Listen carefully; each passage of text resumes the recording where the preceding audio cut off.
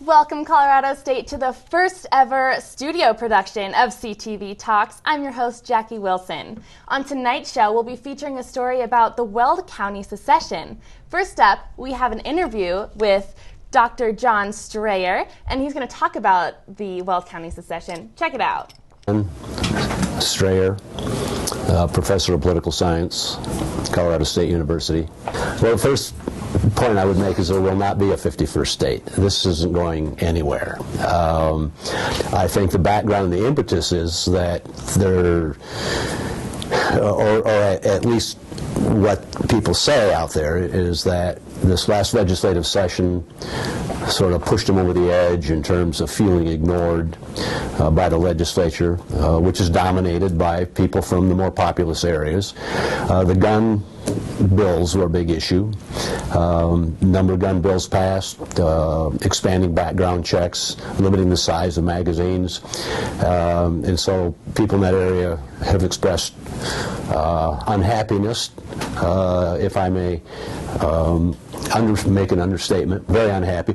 Renewable energy as well. There was a bill, Senate Bill 252, which increased the renewable energy standards for rural electrical associations from 10% to 20%. Of the total energy capacity.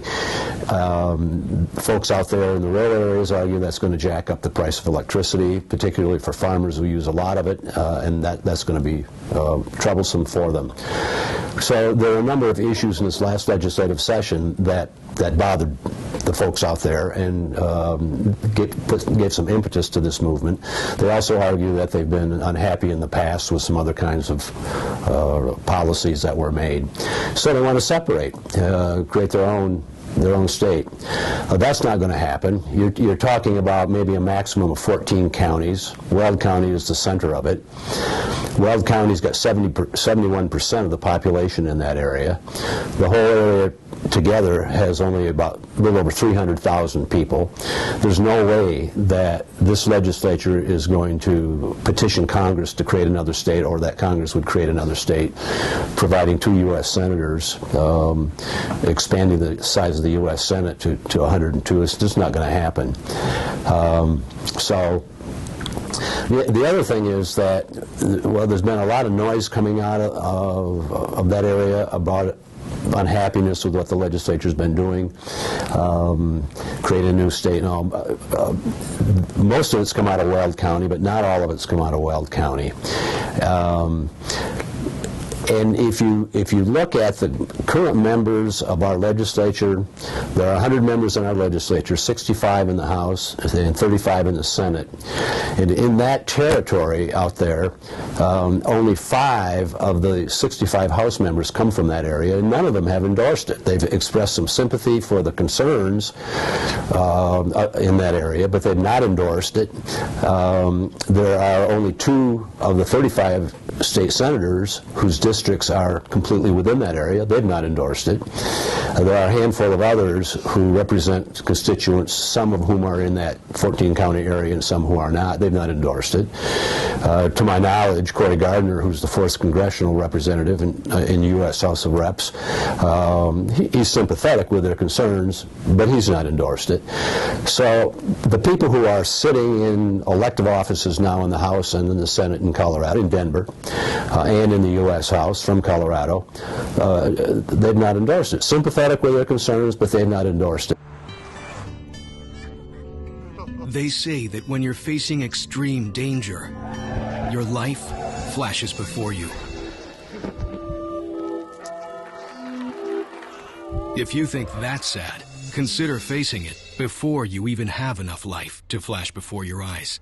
Deaths and injuries can be prevented by using the right car seat. Visit safercar.gov/the-right-seat to know what is appropriate for each age and size. Welcome back to CTV Talks. We're joined now by Colorado State's own Caleb Hendrich. Caleb, thank you so much for joining us. Thank you. It's great to be here. So great to have you. So Caleb, will you tell us a little bit about yourself, about your background here? Sure. I'm the opinion editor at the Rocky Mountain Collegian, and I'm also a senior political science and journalism double major. Oh, wonderful. So you're able to tell us a little bit about this Weld County secession. Just a bit. All right, great. So what's going on here? What's happening with Weld County? Well, it's not just Weld County. There are 10 other counties in northeastern Colorado that feel like they're not being listened to by the State House, so they want to break away and form a 51st state. Okay, so secession, that means essentially breaking off and making that 51st state? Yep. Okay, interesting. So, colorful state indeed. Is this really happening? I mean, where did this all come from? Well, it came from a number of things. There's traditionally been a rivalry of sorts between rural interest in Colorado and urban interest in Colorado. And with this last session, it was really controversial on a number of different fronts. Rural Coloradoans feel like they're not being listened to by the State House. So they kind of want to break away and form their own thing. And what are the steps that would be needed to make this kind of thing happen? Well, first they have to take the issue to the voters in the various counties. So they're going to put a ballot measure on their county ballots this November, and then they're going to vote on that. And assuming they get enough votes to actually, to secede from the state, then it'll go to the State House, and they'll vote on it, and then it'll go to the National Congress, where they'll vote on it also. So it seems like there's a lot of a lot of steps going into this kind of secession. Is this attainable? I don't think it's going to be attainable. I feel like there are a number of obstacles that are in their way. I can see them getting enough votes at the county level, but at the same time, they're probably not going to be able to get past the entrenched interests in the State House in Denver or in Congress. There's a lot of people that probably don't want a 51st state. Definitely. And as you were just talking about, there's probably not a lot of people that would want that. I mean, I'm sure lots of people are kind of begrudgingly standing by, scoffing at this issue. So in what ways is this really a bipartisan issue? Part of me feels like it's not really a bipartisan issue. Colorado's traditionally been a red Republican state ever since the 1960s.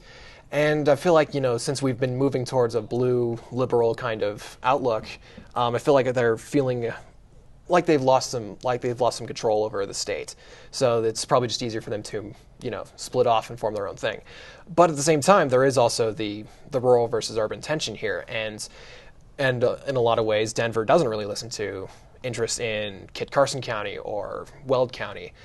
And, I can imagine that it would be a lot frustrating to a lot of people, both Democrats and Republicans. And these counties are generally in the northeastern region, correct? They're all in the Northeast. Okay, wonderful. So speaking on that, I mean, there's so many resources up there that are very valuable to the rest of Colorado. What do you think this is going to do potentially to those resources? Well, it's going to affect the trade between Colorado and northern Colorado, or northeastern Colorado, rather. Northeastern Colorado is a big agriculture center in the state, and there's also a lot of energy up there. One of the big things they're worried about is oil and natural gas production in northeast Colorado. That's actually one of the reasons why they feel like they're not being listened to. There was a big bill that came through the State House which would up our renewable energy caps, and they feel like that would kill oil and gas out in northeastern Colorado. And of course, that's a lot of jobs gone, that's a lot of energy gone, a lot of tax money gone, and they feel like that's going to be a big problem for the state, and that the State House just didn't listen to them. Right. And so what do you think this lack of listening, I guess, or this big departure from the norm here, what does that say about Colorado? Well, I think it says that we have a whole lot of political diversity here in Colorado. We're not just a red state, and we're not just a blue state either. We're really a purple state. And we have Republican interest out in eastern Colorado. We have a lot of Democratic interest running down the center of the state, and there's a lot of conflict there. And I feel like if there is a secession, we're going to lose a lot of that conversation that has to happen in politics. Definitely. And I know along with some of the political legislation that's being largely debated about is the issue of gun legislation. Can you tell us a little bit about what's going on there? Yeah, in rural Colorado, guns are really seen as a way to protect yourself, protect your property, protect your family, and a lot of people felt like if we're regulating guns in any way, that's going to be able to curb their ability to actually defend themselves. And there are a lot of people are upset over there about that. Very interesting. So, are you going to be moving to North Colorado anytime soon? Not likely. I like it in Fort Collins, so I think I'm just going to stay here. Great, that's great. I mean, I personally like the Colorado Square as it can be myself. It's a nice, convenient shape. Exactly. And speaking of which, we're about to wrap up here, but talking about how much we like Colorado State, take a look here at our own CTV Talks segment. Hi CTV, my name is Nicole DeSherry, and we're here at CSU campus trying to talk to people about what their favorite part about student life is and kind of get to know them a little better. So what's your name? Hi, I'm Sarah. And what is your major at CSU? I'm a business management and environmental sociology major. Cool. So you've been here for how many years? 3.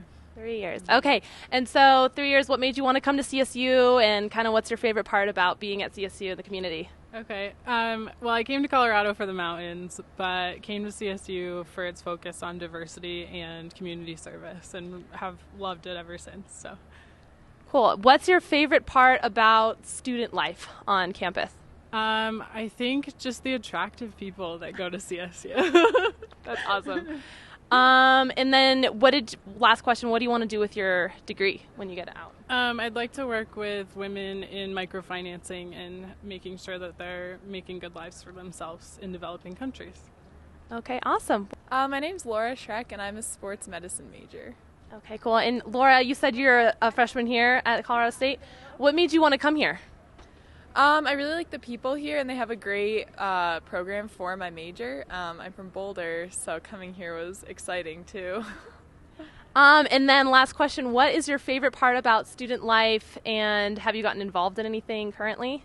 Yeah, I actually just joined the triathlon team.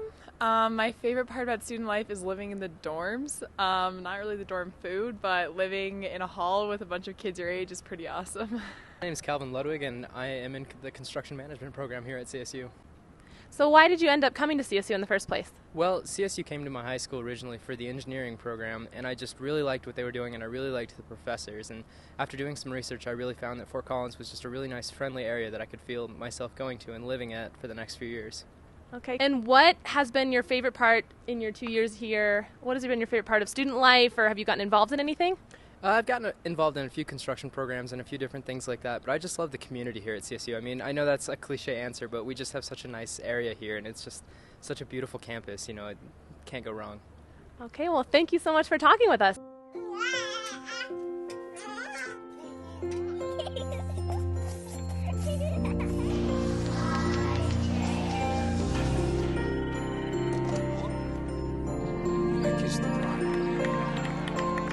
A full life, measured in seats, starts with the right ones early on. Car crashes are the #1 killer of children 1 through 13. Learn how to prevent deaths and injuries by using the right car seat for your child's age and size.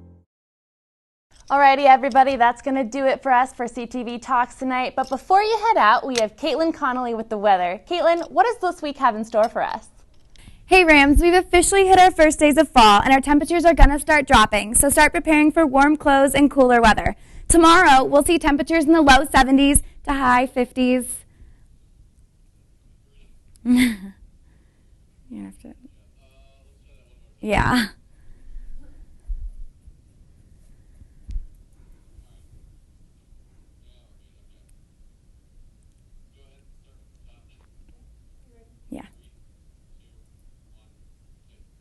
Hey Rams, we've officially hit our first days of fall, and our temperatures are going to start dropping. So start preparing for warmer clothes and cooler weather. Tomorrow, we'll see temperatures in the low 70s and high 50s in the Fort Collins area. We may see a little more rain on Friday with a 40% chance of precipitation and a chance for scattered thunderstorms. Going into this weekend in Vail, there's a 50% chance of rain, and the temperatures will be anywhere from the low 30s to low 40s. So expect it to start getting cold there very quickly, especially with the snow that's already in place in the mountains. In both the Denver and Fort Collins area, Saturday and Sunday will be in the low 70s to high 60s all weekend. Those of you who are attending the football game, it's expected to be sunny throughout the entire day. This will also be true if you're headed down south to the Colorado Springs area. So make sure to start putting away your warm clothes because we're officially moving into colder weather. Until next time, thank you for watching CTV Rams. I'm kind of new here, but I've noticed a trend. My human does this funny thing where she goes around and gets all my toys, and then she hides them in that basket by the door. You know, but it's always the same basket, and it's always in the same place. And then she acts so surprised when I find them, but, you know, she's putting them in the same basket. Again. It's like, hello, that's where you put it last time. You were the worst at hide and go seek.